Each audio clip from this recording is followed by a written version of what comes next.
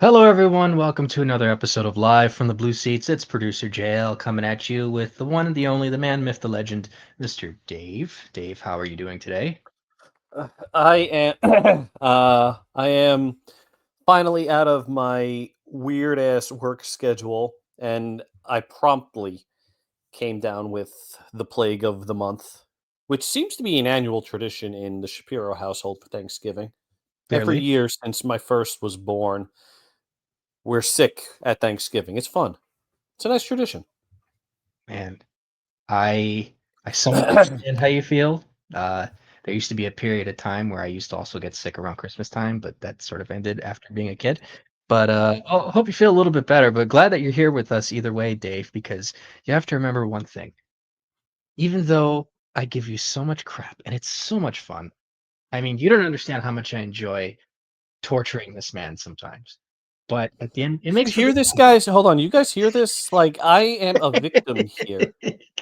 You guys in the comments think it's me bullying JL. It is the other It way around. actually that's incorrect. Although I will say though, he does make pretty cool references. Like he made a what was it? He made a dollary dues reference in the chat, which I immediately picked up. $900 dues. Tobias. Oh, I'm going to talk to your member of parliament about this. Hey, Gus. And then they Okay, go on. so we were talking in the group chat about the really nice hoodies that one Tyler bought one, and I think the hoodies were like $88 from Fanatics, and then $88, like yeah. there was a quote unquote authentic one for like $400. I'm like, who the fuck is spending $400 on a fucking hoodie? So actually, no. What they were talking about was so yeah. The hoodie that Tyler was talking about was $88 because they just released the Winter Classic jerseys, which look really nice, by the way. They're on sale, and all the gear is on sale today too. And I think it was either Will that talked about it, or I forgot who mentioned it. But Fanatics basically took the lead of what the NFL does with the NHL, and they have like three different tiers. So like what used to be the Adidas authentic jerseys are now like a tier below, and they actually sell the on ice jerseys to the consumer. But the problem is that the on ice jersey that they actually wear, it's like $400. So I always go for the tier below, which was the original like Adidas authentic that they would very price them really high. And the stitching is the same. I don't really care much about the fabric too much. I'm more concerned about the stitching than anything.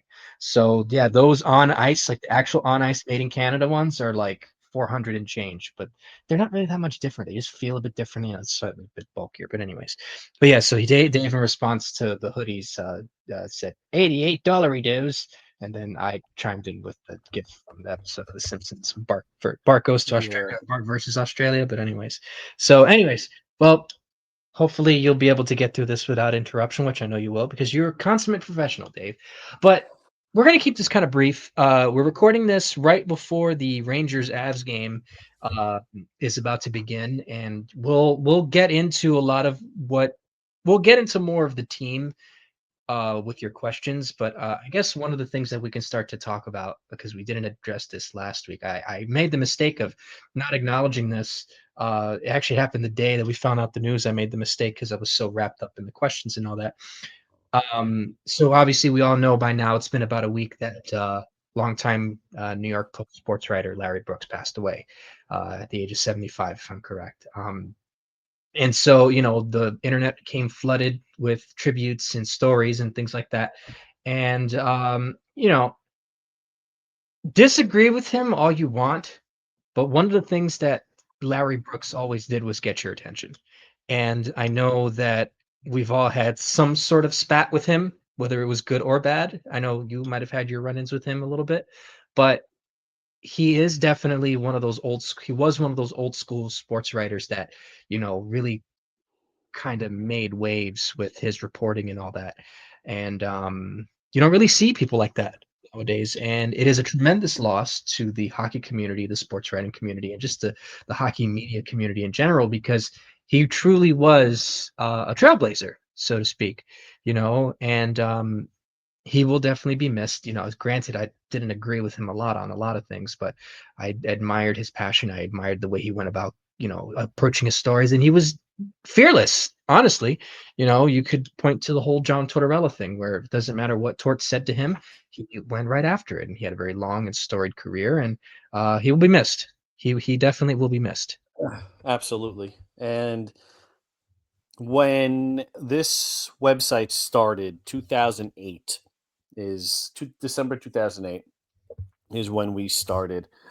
That for those of you who weren't around, and apologies for my voice, I'm still dealing with the plague.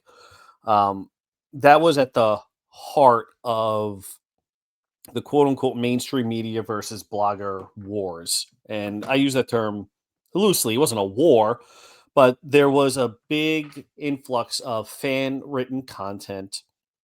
A lot of them, to be fair, I was going to say leveraged and be nice, but no, a lot of them plagiarized beat writers and Hmm. take their ideas and would just run with it. And that's not how we ever did it.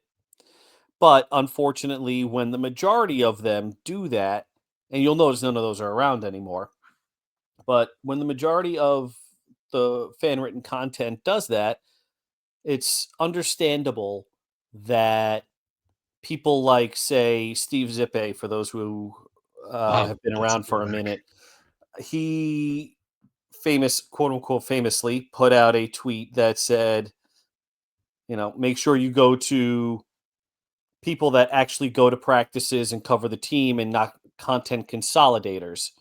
And he was fair in saying that, but he wasn't fair in roping everybody in. Now, there were at the time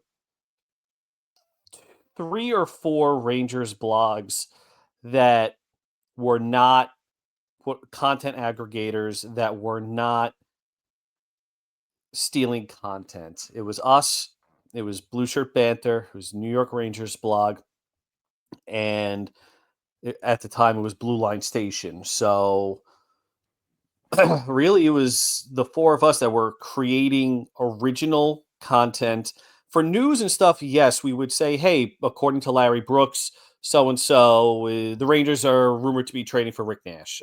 I'm just pulling something out of my ass here. And for the four of us, I can't speak for the other three sites, especially because one of them doesn't exist anymore, and Blue Line, Blue Shirt Band just behind a paywall now, and Blue Line Station, Tom Ertz is running that now, so hopefully he gets that going again. But all of us, for the most part, were never given that ire by Brooksy. He, it's become clear to us that he read our content, and you could tell with the interactions with us, both publicly and privately, that he may not have respected us. I think he did. He may not have, but he knew that we weren't the ones that were kind of stealing content. And I always appreciated that he never kind of threw us under a bus for or comparing us to other content aggregators and plagiarizers and things like that. He didn't initiate, Brooksy never initiated anything with us, but whenever I had to ask him a question, he was more than more than welcoming. He answered my questions in detail, and he was just very respectful and professional with it. Now, obviously, towards the end of it, I he put out a rumor, and I think on here I said I'm not sure if that passes the sniff test, and I think he blocked me after that. But I think that's funny to me. I'm sure that if I said, "Listen, I just didn't agree with you. If I worded it poorly, my apologies. That's just how it came out." But never got the chance. But like you said, he was an absolute pioneer in this industry, and you don't see many guys like that anymore. I'm trying to think of another long-term beat writer that stayed with the team for 40, 45 years, and I can't think of any. Stan Fischler, maybe? Stan bounced between the 3 teams though, Yeah. right? Yeah, he after a while he ended up becoming more Islanders Devils after a while, but he had been around forever though. I mean, he originally covered the Rangers, Yeah. and I think he's still somewhat doing it part time, but that's probably the only one that I could really think of currently that's been with the team for some time because they really cycle around. Can't count how many times we've had different Rangers beat writers over the last couple of years. So Brooksy was definitely different in that regard, where they kept him on there. And look, I'll say this too. One of the things I noticed, and I actually didn't know about this until just recently, even before he passed away. Brooks is the reason why they still do Islander coverage in certain areas, and I think it might have been for the Post too that the Islanders still have coverage because you know look, I know we're a Ranger podcast, right? But if there's one thing that is important to just sports reporting in general, and this applies to all of us, is that teams get covered properly so that fans can be informed. Now, depending on whatever reporter is doing that is, it's up for discussion. But when you're a professional sports team in the upper echelons of the biggest leagues in the world, you should be covered by maybe one or two people, and you should be on all bases. Like you have radio, TV, and news, right?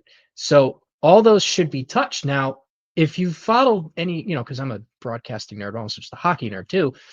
The Islanders have been subject to just changing sort of landscape of different outside of television. Their radio rights have been bounced around.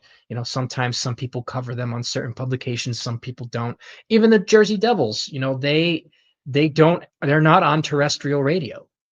They're on MSG, sure, but they're not. I can't go on my regular radio, that's not internet based, and find the New Jersey Devils.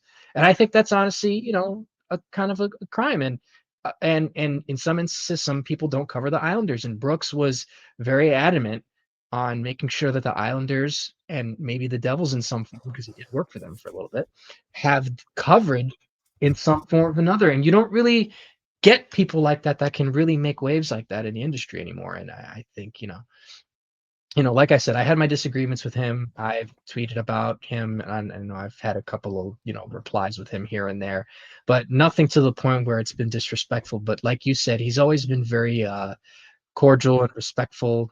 Granted, there's certain things I never really agreed with him on, and I used to, I'd call him cranky every so often because it would come out that way. But I respected him, and it's good to see that he never went against a lot of the bloggers, because you kind of felt that way with some of the older beat reporters back in the day Oh, as yeah. well. So, when I was writing for a different Rangers blog, you could definitely tell that uh, there was some, especially when I started, there was some pushback on some of the older guys. But thankfully, with Brooks and some of the newer people too, newish people, they've been quite respectful. So Brooks, he definitely, heralded a lot of what we did, and respected us, which was great. And he'll be missed.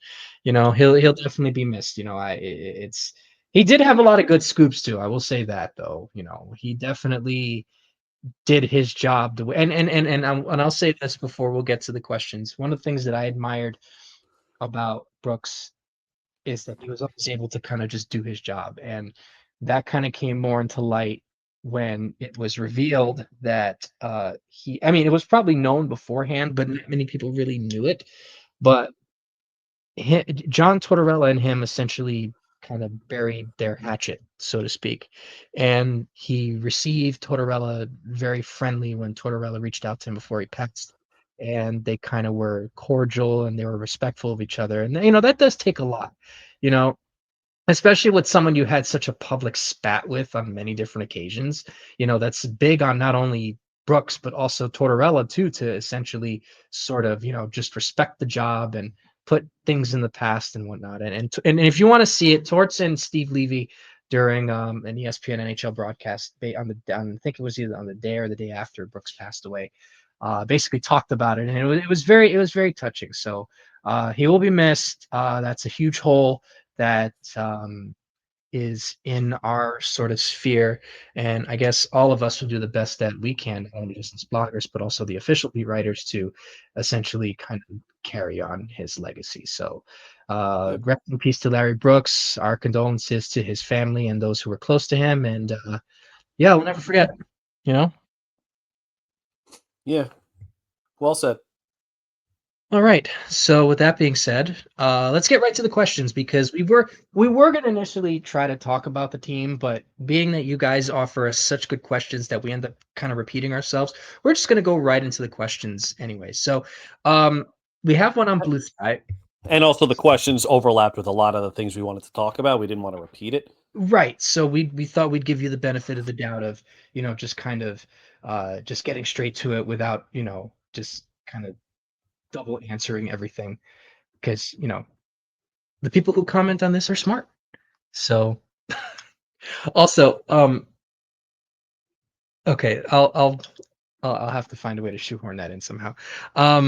I just saw a text and I think you saw it too. Yeah, Becky texted us about Rob's rant. You know what? We'll just go into this Yeah. before the questions. Let's just dive into this. A couple days ago, an Anaheim Ducks beat reporter asked the former Rangers over at Anaheim, so Kreider, Strome, and Truba, about Brooksy. And just to say, a couple of words, basically, Kreider and Strome gave you the answers you'd expect. And Truba basically passed. Yeah. He passed on talking about it. He said Brooks was there for a while, long before he got there to the Rangers, and he's a legend for Rangers coverage. And then he got pressed again, asking, "Do you have any interactions? Any favorite interactions you want to talk about?" And Trooper basically said, "None that are good in the None last that are year." good. That's crazy to say. And he's actually, and Truba is rightly catching a lot of shit for that. He should. Of I mean, course. there are certain things you could be the bigger man, better person, and say we may not have seen eye to eye, but you know he always had a special place in Rangers history. My condolences to his Yeah, family, his friends, that's it. etc., etc. He could have said anything like that. He took that road, and I am going to play a little bit of devil's advocate just because I want to hear your reaction to this, which I'm sure Truba is upset about the two things. One, that whole Detroit trade thing, and two, that it was put out there about his wife working at a New York City hospital. It wasn't that hard to figure out which. Actually, no, he put in the hospital, didn't he? It was Lenox Hill Hospital. I think he I put it think in so. there. Yeah. And I could understand why Truba would take that the wrong way. But A, he was just doing his job. And B, be the bigger person. Don't let the pettiness, you know, get to you for something like this. It came off as just very immature and petty to me. Yeah. I know, like I mentioned in talking about Brooks, I know that there were certain things that he said that I didn't necessarily agree with, but you know, if it's not the right time to if someone asks you about a death, death is one of those things where it's like it's not it. Oh, for the record, before I answer this, JT Miller just scored on the power play. Anyways, Nice. so so uh, when somebody dies, right? Unless it's appropriate or relative to um like if you're gonna make a joke or make a funny comment or make a snide comment and it's appropriate to, the person or, depending on who it is, uh, that's different, So like, let's say, forbid The someone. one that we're all waiting for. When that happens, we're not going to be respectful. Oh, well, that right, but Well, the that's one that we're all waiting for, yes, we're I not know, going to be I know it. respectful. We're going to I celebrate, yes, etc., etc. it's very similar to how everybody reacted when Dick Cheney passed away, but but no, but like let's say like if like a close friend of mine passed away, forbid, and I knew him well, and I could make a dumb joke about it, but I'm doing it out of respect. Yeah, sure, I can do that. But Truba clearly still has a gripe against him, and it didn't seem like it felt very passive, but it also felt very malicious. And look, I know Brooks hasn't been the best when it comes. He's abrasive sometimes, or he was abrasive sometimes. That's what happens, with sports reporting. Some players are just not going to get along. But you have to be a professional, especially you could dislike the guy privately all you want, but publicly, if you're a veteran in the league, a former captain of the Rangers, mind you, you know, you should be a little bit more respectful in that regard. Now, I've made my thoughts. I've liked Jacob Trouba, for quite some time. I've never had an issue with Trouba. I liked him. I still wear his jerseys because, first of all, I paid money for those. Secondly, I don't mind it. I don't. I wear a lot of, people think, oh, you tricked It was someone. just funny. Oh, I paid money for it, so I may as well wear it. That Well, was just funny to me. yeah, it's true though. I mean, I still go around wearing my Trouba A captain jerseys. Like, why not? You know. So I always had a very positive view on him. He was good with the clubhouse, but the way that he came off towards the end, you figure he goes to Anaheim, he would have lightened up a little bit, but he just kind of he's holding on to it, and I don't think that's really fair. Not only to Brooks, but also just like for your public persona. Maybe he doesn't care. I don't think that was right with what Truba did. I thought that was very unprofessional in his regard, and I think that just also kind of reinforced why the Rangers got rid of him in the first place because he's being like this on another team. Just imagine how toxic he was in that locker room after everything came out. He could have been the ultimate professional and just put everything to the side, even if it did suck. But no, he decided to be a giant baby about it, and he could kick rocks. And what Becky said in our chat remains true, and I agree with the sentiment that she said. And what exactly did she say in that? If you want to share, Dave. Truba can eat shit. Yes, he can. So, anyways, so yeah, so there's that. So I didn't. I don't like the way that he acted. I know, like I said, Brooks was. I was a staunch Truba defender. Me Not too. after that. Yeah, No, like no, you got to be a little bit. You got to be the bigger person here. and I don't think Brooks did what he did, to kind of rub him the wrong way. He could have been abrasive in his reporting, but just going off of how everybody has, kind of reacted to Brooks and just how he was, I don't think he did it out of malice. He was just reporting what he was given, and that's what reporters do. Sometimes reporters make mistakes. It happens, you know. And maybe that might not have been Brooks's shining moment. You got to be respectful of those, especially for those who pass away and can't be here to defend themselves. If Brooks was alive, and it was a comment on something else where someone asked him about his relationship with the press in New York, and he would say something, in the lines that like, well, he's not great. At least Brooks would have been able to respond, but the guy died. You know, you can't speak ill of someone that's not here that can't defend himself. That's always like kind of a rule of thumb. It's just more of a respect thing than anything, Yeah. especially Yep. publicly. But anyways, Truba sucks. I'll still wear his jersey, but he sucks. Anyways, all right. Questions. So Let's get on to actual yes, Ranger stuff. before Dave actually ends up like falling apart here. Okay, so we're gonna answer one question from this guy right now, and this is from DSam at DSam1921. DSam has been replied to something I posted with a really funny reaction GIF that I thought was great. Um, GIF. If you say GIF, I'm gonna fire you. well, I'm not gonna I get into that don't right now. care. I'm not getting into that discussion right now. It's that's even worse than the whole pork roll versus Taylor ham debate. I'm not getting into that either. Oh, who in the Anyways, who? What? okay. Gosh. Anyways, so there's the real quick for all my Jersey listeners, you know what I'm talking about. There's a big debate on what a certain style of sandwich that's a Jersey delicacy is supposed to be called. The actual name of it is a pork roll, right? It's a sandwich it's a pork roll, like it's a sandwich that is basically made of pork, right? I'm having trouble describing it, but it's essentially like fried pork, pretty much with bread and stuff. Um, Okay. but back in the day, the company that used to manufacture the meat was called Taylor, so it was called the Taylor ham pork roll. But people call it a Taylor ham and not the actual thing as a pork roll. Now, people get mystified when I say that because I live in North Jersey or Central Jersey, but people up in this area call it a Taylor ham and people down South Jersey call it a pork roll. but the correct terminology is a pork roll because that's the name of the actual sandwich, and Taylor is the name of the company that produced the sandwich. So can I ask a Produced the meat. question? Yes. So this matters. Is it fried pork or is it fried ham? Well, it's fried pork, but it's ham. I understand. Hold on. I understand it's from the same animal, but they're different cuts of meat. Pork is, one part, and ham is from another part. I believe. If I'm wrong, I'm more than happy to be corrected. So that's just my 2 cents. If it's actually ham, then maybe they're right. So the name of the product, the name, so the in 1906, the U.S. Pure Food and Drug Act required the name to be changed because the product didn't meet the legal definition of ham. Then renamed it Taylor's Pork Roll. It didn't meet the legal definition of now. Yeah, Just intrigued.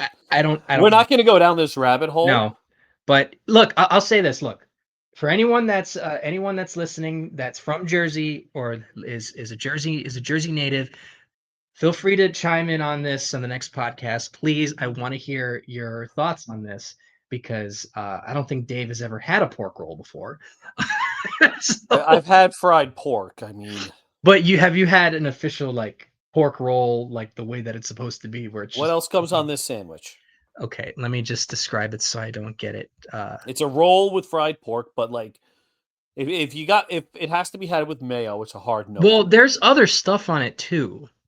You I don't know, eat mayo. there, Doesn't matter what else is no, on it. it's not mayo. You can. It's basically um it's got like cheese on it. You can fry it. There's other things you could put on it, but basically it's basically a certain style of meat you put on with cheese and you cook it or like you fry it or you bake it, you know?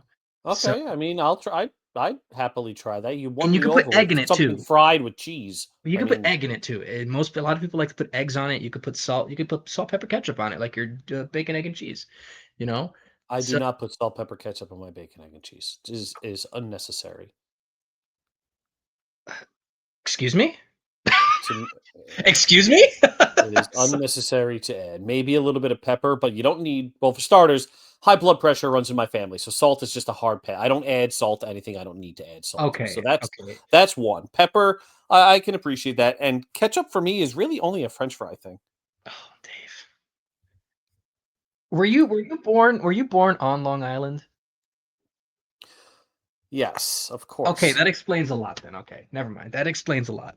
Because because if you were born anywhere within like the five boroughs, you would have a completely different like even though I live in New Jersey, I was born in Brooklyn. So I mean, bacon, egg, You and cheese with fucking the hippie. ketchup. Oh, You oh, fucking hippie. okay. Give it a rest, Dave. Okay, it seems like it's exhausting being you sometimes. I'm sorry, no, I'm kidding. I am exhausted right now, but All right, let's get to the questions before we get sidetracked with your awful food takes. Um, so D Sam, again, thank you for sending us your question and also interacting with me on Twitter or Blue Sky, excuse me. I appreciate it. fuck Half Twitter. joking, but could be fun. Should the team try changing the captain C to a different letter, like a B, to get rid of the juju that lures players who've been captains, even some spiritually, i.e., Kreider, Bush, Truba? Maybe have the B stand for boss, like how New York Deli Man would. So he would say like, "Oh, boss," man, it's funny that you say that as I'm watching the game and JT Great Miller scores question. a power play goal. Yeah, it's a great question.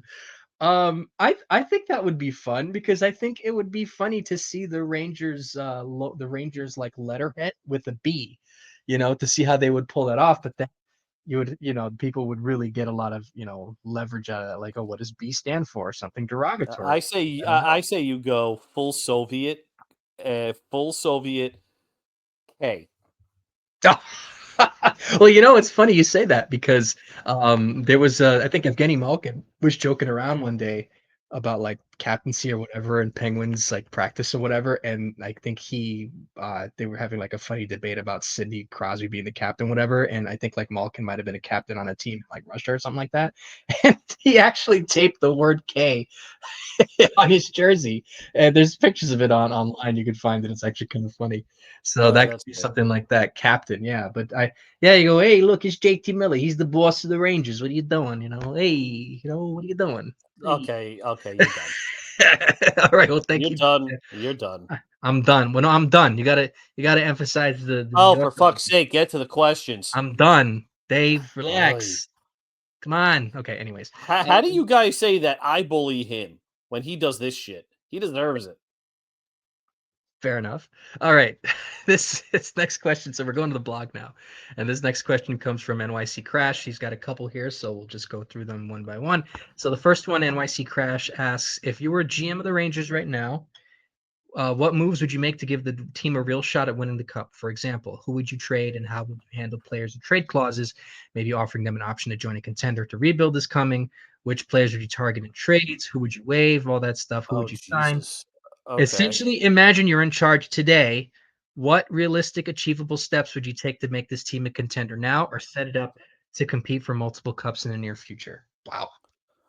All right. You can start with that one first. Yeah.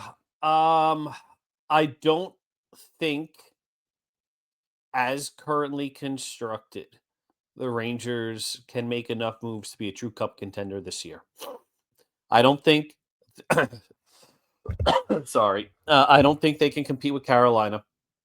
I don't think they can compete with the Devils unless Jack Hughes continues to eat at a steakhouse. Um, I don't think they can out west compete with Colorado. I just don't see it this year yet. This could obviously change in the next month or so because my first checkpoint is Thanksgiving and second is Christmas. So as of right now, I don't think they can do that. I would try to get as much as possible for Artemi Panarin early. The earlier you trade Panarin, the better. I would retain 50% on that contract to make it worthwhile so you can get back a young NHLer who is not quite ready on a cup contender, but will be at some point. Um, I would try to do that. I would honestly, I would dump Susie at this point. I'm done with him. I would waive Matthew Robertson because I'm really sick and tired of the Mason Gearston effect, which is the Rangers lost Mason Gearston on waivers like 4 years ago. Drury was pissed, and then hasn't waived anybody that he might lose on waivers ever since. So we got like 3 years of Libor Hayek just sitting there with a thumb up his ass, and now we got Matthew Robertson doing the same shit. So, like, enough of this crap. I mean this in the nicest way possible. Just get rid of these guys who don't have a future with the team. Get as many assets as possible, and then use those assets not to build up through the draft. Use them to go after cap uh, teams in a cap crunch that have young RFAs at positions of need. So Jason Robertson is going to be the guy I continually fucking talk about because he's not signed Mhm. yet. Yeah. Use these pieces to go after him. Use these pieces to go after one of the 45 defensemen in Buffalo. Use these pieces to go after left defenseman, I should say, left defenseman in Buffalo. There are so many decent options out there that you can package with whatever returns you get from Panarin, Susie, with whatever you want to do with Brennan Othman. Make a decision on Adam Sikora. Make a decision on Brett Berard. See what Dylan Rubrick has and go from there. You will have enough young talent in Morrow, in Perot. If they keep Berard, him, Malcolm Spence, EJ Emery, all these guys are looking like they're going to be solid Drew NHLers. Fortescue. Is it Fortescue or Fortescue? I think I asked this last. I'm just saying Fortescue for the time being, but until Yeah, someone him corrects, I'm going too. to say that. He's a lefty, right? I think Think so. so. So hopefully, there's that balance too of looking at the guys currently in the AHL to see what they have, the guys that are going to be up and coming pretty soon, which is Fortescue, Hemlosh. I'm probably forgetting a couple of guys here. Again, my brain is not really functioning right now. Bear with me on You this. still have Adam Edstrom and Matt Rempe around, you know? Yeah, Edstrom is very, very good. He's probably the guy that should move up to the third line instead of a guy like Brodzinski or Sheary or Radish, because Edstrom's good. He's Yes, very good. I agree. But I know that's kind of a cop out answer. I would try. The Rangers need left defensemen who can move the puck. They need younger top six talent, and they need to find a way to replace Kreider and eventually Panarin's production. They don't have that right now. Robertson goes a long way if he remains unsigned. I don't know who else is out there that's unsigned. You know what? I actually put one or two in the thoughts post. Let me just see who I put in there. Give me 2 seconds to pull Well, it up. just to, before while you look that up, I pretty much Kyrou, Jordan Kyrou. Jordan Jordan Kyrou. Kyrou, that would be really good. Honestly, just to touch on it real quick, so we don't really get too much into it. I agree with most of pretty much what you said there. I like the Jason Robertson thing. I like Jordan Kyrou, and I think that uh, with the young talent that this team has, that's more depth, you kind of round out, and you round out a lot of the scoring, and then maybe there's someone that's going to become available within the next couple of months that could be seen as a decent target for that kind of thing. So I mean, you never really know, but I agree with most of what you said. I don't want to get too deep in that because we have other questions to answer. So yes, DSAM, the question did make sense. And I think that uh, D Sam. oh, not DSAM, sorry, NYC Crash. Sorry, my apologies. My Look, brain. you guys still think that I bully him. I mean, come on, guys. He can't even get the name right. I corrected myself, and you know, being the bigger man is accepting that you can make mistakes as well. Anyways, um, I know I'm full of crap. I know it's great. Yeah, I Um, know. Continue. so his next question is, so his second one says, "Hope that question made sense. If not, how could I have asked it to make sense?" No, that it makes perfect sense. But Um, you didn't answer what you would do. I just told you that I would essentially do the same thing because All right. yeah, no, Sorry, I it really, tuned you out. no, of course, everybody does. No, no, but like I said, a lot of what you say is correct because you really look at the way that the team is constructed right now. And look, I'll say this for all the doom and gloomers out there, pointing at a couple people I know, um, it's not as bad as you think. You know, like you said before, Dave, the team is not. The team currently right now is not the final product. Um, there is a lot of room to grow. This is not the Dark Ages because, unlike the Dark Ages, the Rangers have actual youth that they can actually infuse into the lineup and not trade away for a bunch of old pieces. So I think it's the total opposite, and I think that with Panarin's contract coming off the books and Zibanejad and Miller's contracts essentially shrinking because of the increase in cap, they have a lot of flexibility to do certain things. You know, so I think it's not as bad as people think. Um, so yeah. All right. So he asked if the question made sense. Yes, the question made sense. His next question is, what do you think of the Winter Classic jersey? Hmm. I'm not a jersey guy. Never have been. It's it feels like it's an inverse color scheme to the Centennial jersey. They took it they took the Centennial jersey and they just did a color swap on it and that was it. But again, I'm colorblind, so I don't fucking know. But I'm No, not a jersey guy. I don't know if I'm the best guy to answer this question. that was actually the this the ah, gosh, my mouth isn't working. That was actually the intended purpose of it, was for it to be sort of, Oh. like a counter. No, they said that. The Rangers Oh, actually okay. said that on one of their posts that it's actually supposed to be a counter, like a road version of the Centennial, which I think it looks really nice. I like the way the stripes look.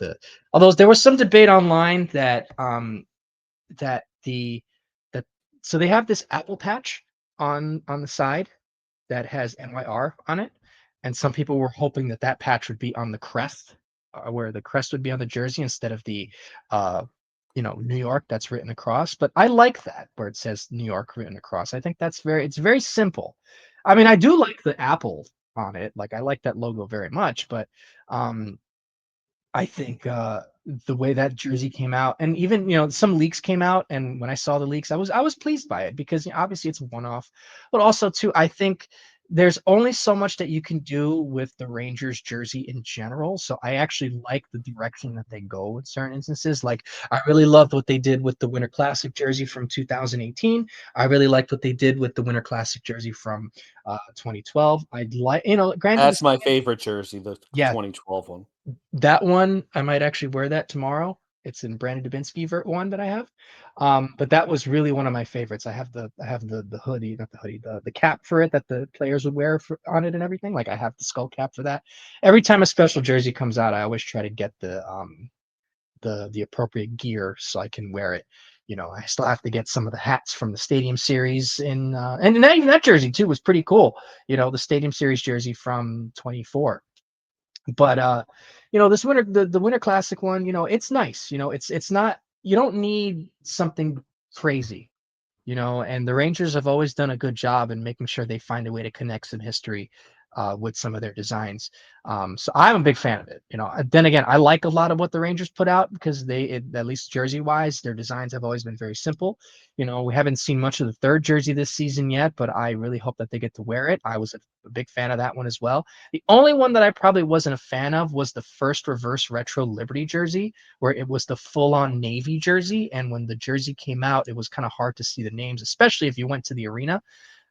So they ended up actually making the silver a bit brighter on it as they would wear it. And they made the letters bigger too. I have one of the original ones without the tweaks, and you can tell how dark it is. It's a Kreider jersey, funny enough. Um, but I like the Winter Classic jersey. I think the design is simple. It goes back to the roots. You got the big stripes on the shoulders, on the arms rather, and the two patches and everything. It's a nice jersey. I like it. It's just nothing earth shattering. I like the blue helmet that they're going to wear with it. They're wearing the Centennial pants with the jersey, which will add some depth to it. Obviously, they'll get certain branded gloves for it and everything as they always do. But I like it. I do. I like it a lot. When I talk jerseys, I'm the jersey guy basically here. So, Yep. Yep, absolutely. And all I'm right. the one with all the good food takes. Yeah, don't get ahead of yourself, Dave. Uh, you know, um, so, and the last of what Crash had said is if you could have any prior and current living NYR over for a beer, who would you invite except for Messier? Well, I don't have enough tissues to cover him crying, so Just make sure you don't have a banner of his hanging in your house somewhere. you know what? Any ranger. So current living ranger. Okay. It's one of two guys for me. Mike Richter, Not bad. who is just so well spoken. I would love to just sit down and just chat with him because when I was growing up playing goalie, I tried to play like Richter basically. And my style was very similar to that. If you picture Richter, the legs, the pads always squeezed together and just very agile in net. That's how I played. Obviously, I was never as good, but yeah. So him or quite honestly, Sam Rosen. Yeah, Just shoot the it's not shit with bad. Sam Rosen about his 9,000 years. What he's seen, what he wasn't allowed to talk about, what he had to censor, how he went from one ownership group to another, how all the different GMs treated him. I'd love to hear that. Or Jeff Gordon, just so that I could sit down and say, hey, what was your plan? What were you going to do? Yeah, that's actually not bad. You actually took one of my choices, so I'm gonna have Jeff to. Gordon? No, it was Sam Rosen, but I'm gonna say Ah, okay, something okay. else. Obviously, yeah, I would definitely talk to Sam, because I would like to pick his brain on how to call a hockey game. Because if y'all didn't know, I do play by play, and I would take all the advice that I possibly could. So there's one. But I think in terms of players, it would probably be, and a lot of people won't like this, it'd probably be Sean Avery, because I want to hear all of the stories and crap that he would say about people and all the stories of stuff that he would do on the ice or say to people on the ice.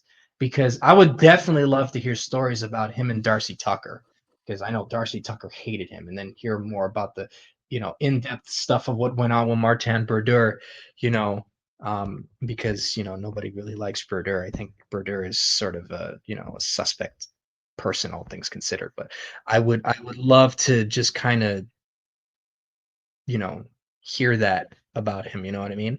So Yep. so yeah, that's pretty much it. If it's not Sam, it would be definitely be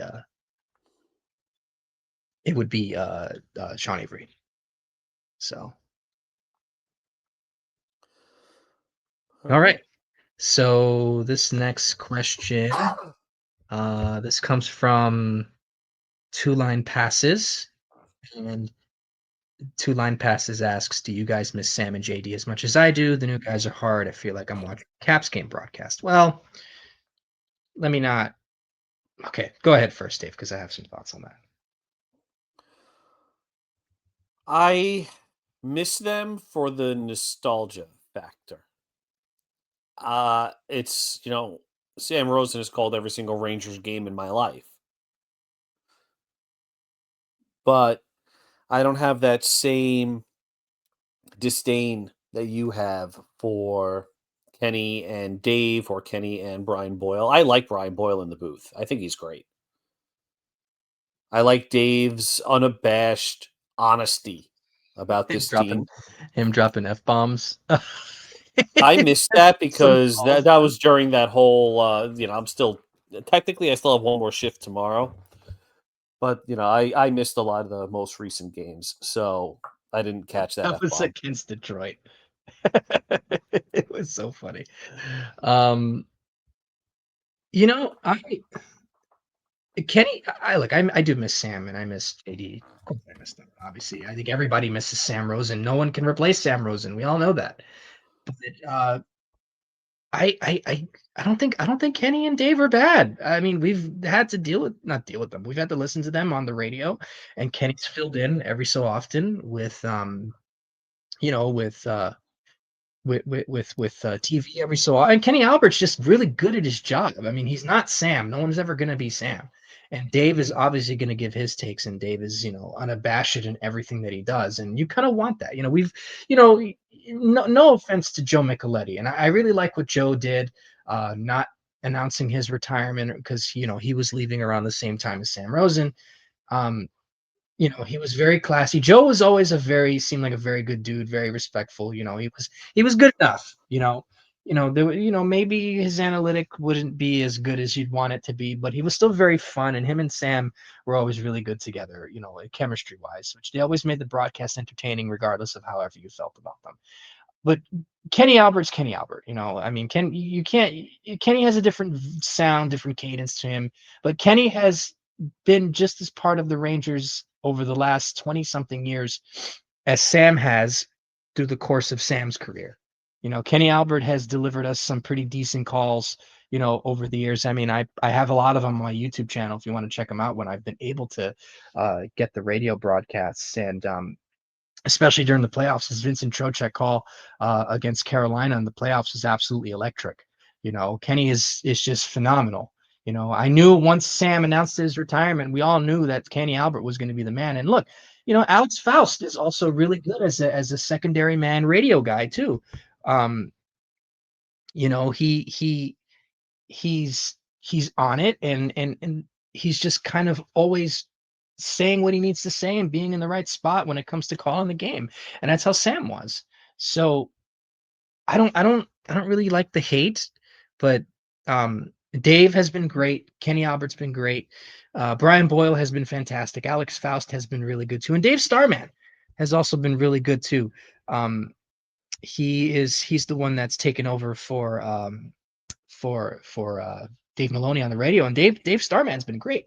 Dave, he used to do a lot of college hockey. He did a lot of World Juniors, so he's really knowledgeable, and he's been around the game forever. So he's been really good on the radio as well. So I don't think it's really fair to kind of get on. I mean, to each their own, but I don't think it's really fair to get on them for that. I think Kenny and Dave are fine. I think they're great.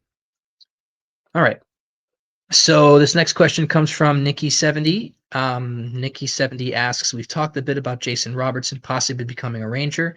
He's an RFA after this year. So many questions is twofold. What would Drury have to do to acquire him? And what would a potential contract look like? Of course, I'm assuming no offer sheet will be involved. I'll leave that one to you. Oh boy. I'll just say that I think he should be here, and I think you'll probably have better specifics on that than anything in terms of what that would look like. But I think they find a way to get him here at some point. Now that'll be my comment for that. So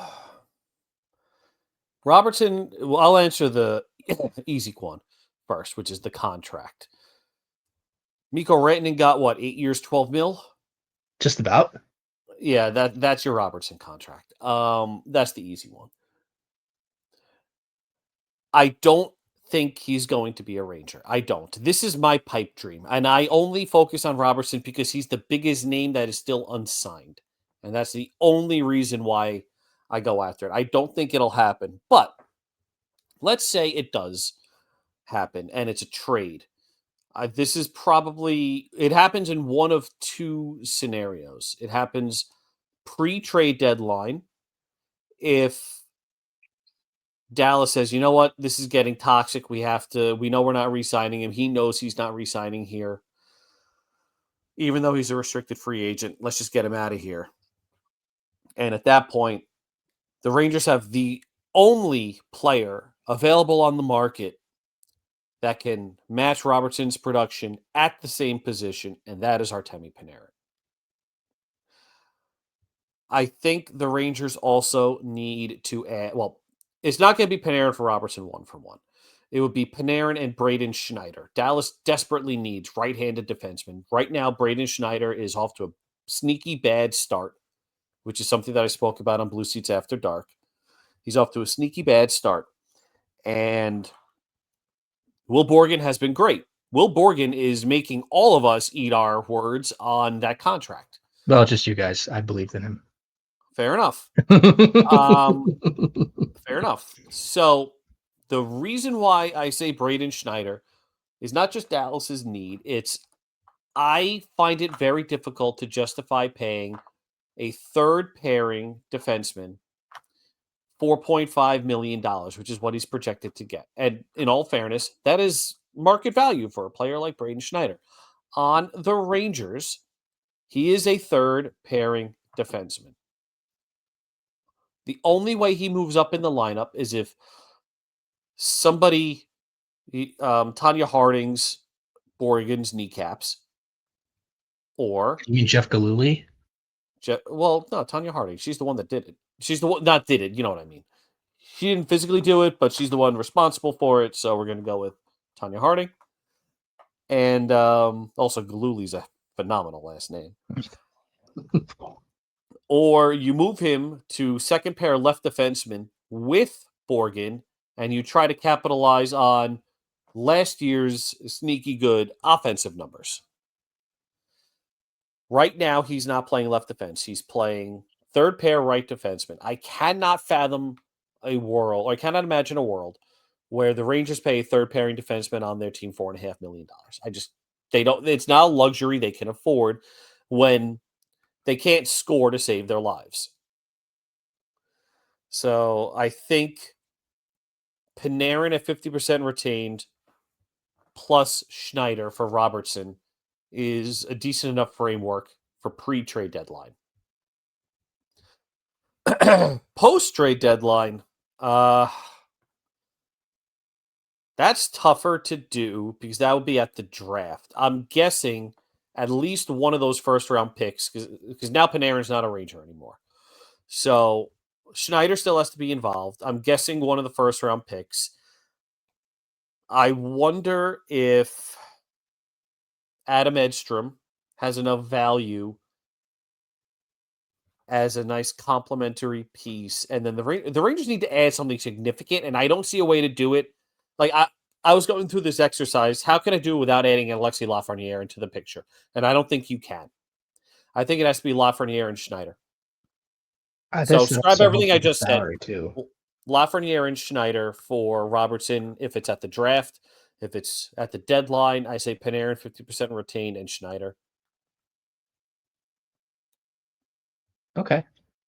Well, definitely would have had more of a thing on that than me. So I'll just leave that to you and leave you the one to answer that question. So I In all guess, fairness, I think that's the same for Jordan Kyrou too. yeah, I could see that. No, that definitely makes sense. I definitely definitely don't disagree with that summation on that because that kind of seems more logical if they were to go for that. All right, thank you for that, of course. So next question comes from Midline Shift, and Midline Shift asks, "What do you think would have happened had arbitrator Larry Bertuzzi found in favor of the Rangers in the Eric Lindros trade?" So, Oh just, Jesus. well, I just gotta well, hold on, just I for gotta con, look that trade up. well, just I have it here. So, I need to visually see it. so what would have happened is so in that trade, the Rangers would have traded Sergei Nemchinov, Tony Amonte, Alexei Kovalov, James Patrick, and either John Van Beesbrook, and I'm trying to see the other name here, Or or Richter. Mike Richter, as well as multiple first round picks and $20 million.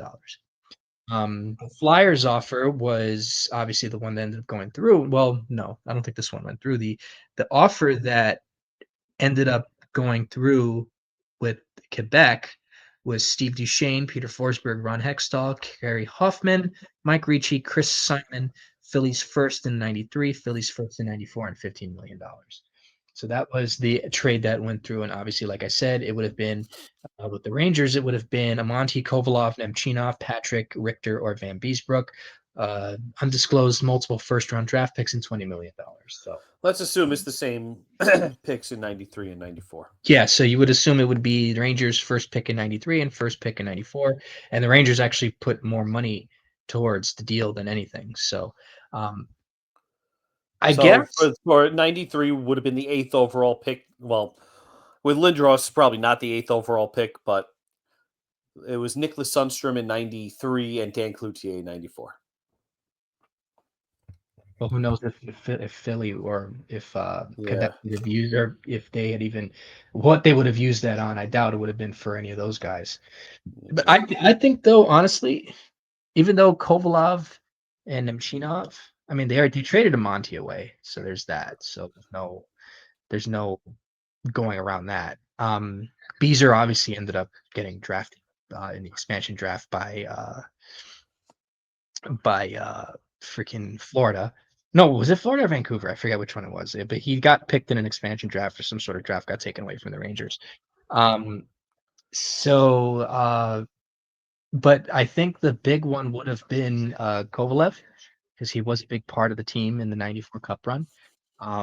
But then again, who knows if Lindros would have been able to replicate that because I think the Rangers didn't really have much size down the middle outside of Messier. Um, so I think that would have been that definitely would have been it would have been different. I think they would have been tougher to play against in that sense, and maybe they probably don't end up trading Sergei Zubov for Ulf Samuelsson. Um, so I think that things would have been a bit different in that sense, but they probably would have been able to at least they probably would have been able to who knows if they well it's tough because do they win the cup in '94 with Lindros? I would assume they Well, do. I'm going to So get to that go ahead. because so let's look at how that 1994 team was built. Tony Amonte was traded for Stefan Matteau and Brian Noonan. Brian Noonan, for those who don't, for those who actually understand how Game 7 went against Vancouver, Brian Noonan scored the game winning goal, not Mark Messier. It was great theater, but Messier never touched that puck. That was Noonan's goal. Uh, Stefan Matteau, we know Stefan Matteau. We know what he did. Kovalev, all the drama, whatever aside, he was electric. Let's assume Lindros puts up Kovalev numbers just as the Rangers' second line center. Nemchinov was an amazing fourth line center for the Rangers. He was one of the top penalty killers. He was very good. James Patrick was in the. I'm trying to blank James Patrick They trade. got traded to Hartford. Yes, and I'm trying to remember for who. For who? Kiprios, I think. Kiprios and Larmer. Okay. Kiprios notwithstanding, Larmer was another big part of the Rangers' run. So it's not just Amonte Kovalev and James Patrick, and obviously Nemchinov. It's who they got traded for. Mm-hmm. Yeah. So now the Rangers have to fill in those gaps, and I don't know how they do it because you have throughout the 93-94 season, Tony Monte is a top line winger that they trade for veteran depth. Kovalev is a top line winger. Nemchinov, we went through already. James Patrick was a second pair defenseman who was buried behind both Zubov and Leach. And you don't get that leadership in Larmer either. No. Van Beesbrook was eventually the guy that went to Florida in the expansion draft. Mm-hmm. So now the Rangers have to figure out what to do with the expansion draft. I think this arbitrator, Larry Bertuzzi, saved the Rangers from themselves because I don't think Lindros's career goes any differently. I still think Scott Stevens headhunts him. It probably would have been more likely than anything. Yeah, especially because of Unfortunately. how often those teams faced off in the playoffs. Right. Mm-hmm. I think we're still looking at 1940. Really? You don't think they make it? I don't think they win a cup because Wow. now, is keep in mind, they sacrificed Amonte for depth. They got rid of a young 30, 40 goal scorer for depth. James Patrick notwithstanding. Alexei Kovalov, they wound up dumping for. Was that in the Luke Robitaille trade? No, I think that was maybe, but I think that was Peter Nedved that went the other way. Oh, yeah, it was Nedved. It was Nedved and Zubov for Robitaille and Ulf And Samuelsson. Samuelson, What a right. what a bad I trade that think the was. Kovalev trade was something else. Oh, no, it was to get Nedved back, wasn't it? I think so. I mean, they got bounced around a bit. Yeah, I think it was to get Nedved back. So 'Cause I know Kovalev and Nedved had two separate stints with the Rangers. So yep. I want to say so. Let me just double check this. So just 14 We're doing games. research on the fly here, so help us. Just So just 14 bear with games us. into the 98-99 season, Kovalev was traded along with Harry York to the Pittsburgh Penguins for Peter Nedved, Sean Pronger, and Chris Tamer.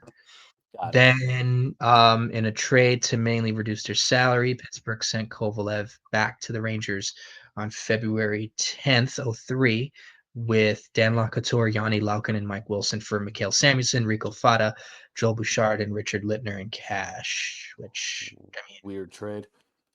Anyway, back to the point. I don't think the Rangers win a cup. that's interesting to hear. I don't. I don't think they win the cup if they wind up getting Lindros. I don't know if the pieces used to fill in the gaps or the pieces acquired to fill in the gaps left by Amonte slash Matto slash Noonan and then Patrick slash Steve Larmer, Nemchinov, and then Kovalev. I don't think they had the ability to replace them. Yeah, I could see what you mean by that. Yeah. And if we assume that Lindros is still targeted by Stevens and has that issue where he keeps his head down too much, and Scott Stevens not exactly the cleanest player. Yeah, well. You don't have to say that. You don't Yeah. say that.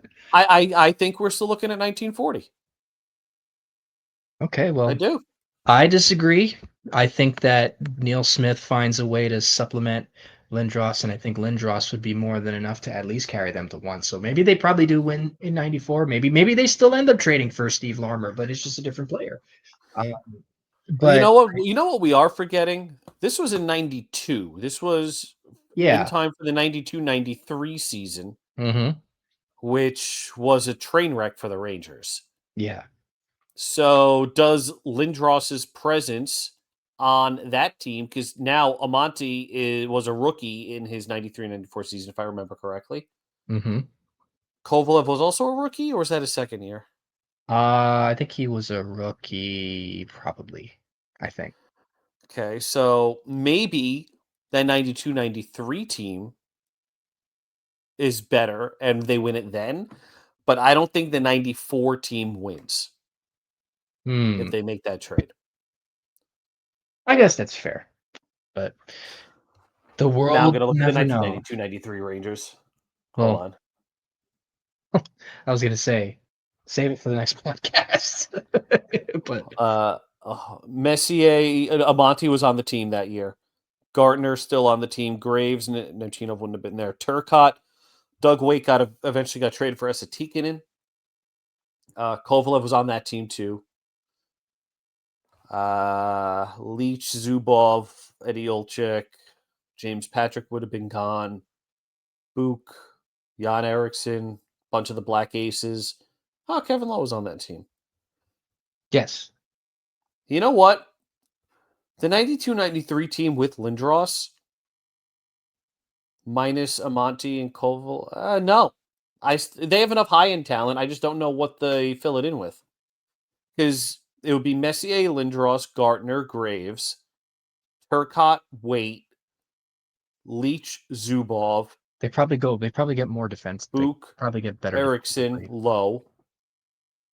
I Yeah, I think they get better defensively You than still have anything. Richter. Let's assume it's Van Beesbrook and Yeah, Richter stays with the Rangers. because Glenn Healy came Eventually, they trade Waite after. for Esatikinen, but do they do that move if they have Lindros already? Do they make Well, that move? I think though, honestly, the reason why I think that they might actually That's an interesting better one. I wonder if because the 92-93 team gets it done, but because the they were 94-95, 93-94 team definitely, to me, definitely does not. they were good. They were good. I think if you have a guy like Lindros, it kind of doesn't allow you to Yep, that's it trade. that's it. Yeah, I think if you have a Sorry. guy like no, you're good. If you have a guy like Lindros, that was the last question, by the way. JL, are you there? Can you hear me? JL. All right, you're not on mute. Can So you I'm hear me? hoping that your internet connection died and that you didn't just kind Hello, of, drop dead from David. me saying that the 93-94 team probably wouldn't have won a cup. I'm going to try up. There you go. You just blipped in and out. You there? Can you hear me? Now I can. Hey, you're Oh alive. wow. Oh wow. I don't know what happened there. That was strange. No, basically what I was gonna say is that I think if you have a guy like Lindros, then you don't need to trade a guy like Doug Waite because then you can use him and just let him stay. And you don't need to acquire a Satikinen for that size. Exactly. So I Right. do think they keep Wait, and Wait was a great NHLer. I think people He was. forget how good Wait was, No, he and was very good. yeah. So I wonder if Wait as the third line center, you can figure out a fourth line. So you can always figure out depth. It's just a matter of, was Roger Nielsen going to get it done with that group with Lindros and Right. without. But that blue line was still spectacular. You said Leach, Zubov, Lowe, and Bukaboom. Jan Eriksson was a middle six guy at that point. Um, I think there's enough top six, top nine talent there to get it Yeah. done. Lindros really carries the weight of that. Yeah. I think he does. So, but anyways, we can go on for this for the rest of the night. That was the last question. Thank you everyone for submitting your questions. We appreciate you as always. And I guess final thoughts before we go. I think we've kind of really dug deep. Final thoughts. I You know what? Maybe it's because I haven't slept properly in 3 weeks. I don't have many final thoughts other than the Rangers really need Gabe Perreault back. Not because he was doing anything spectacular. He was quietly solid, but the forward depth was so much better with him there, shifting Cooley down, Yeah, keeping I guys agree. out of the lineup. It's a roster construction thing, and that Borgen injury really fucked with them. Yep. I don't think they planned on sending Perot down. I think it was just, Sort of a excuse necessity. me, we don't want to lose Robertson on waivers for some unknown fucking reason. Right. So we're going to send you down, and then when we get back to New York and Borgen's healthy, you'll come back. I think that's what they're gonna do, honestly. So yeah, I don't think I have any other thoughts. I think we're good. So I pretty much said all that I could say. So we want to thank you all for taking the time out to listen, and we appreciate your comments. We appreciate the Patreon subscribers and everyone who takes the time out to send us questions and check out our content. To all the blog people, everybody here, you Dave especially, thank you very much, and we'll see you next week on Live from the Blue Seats.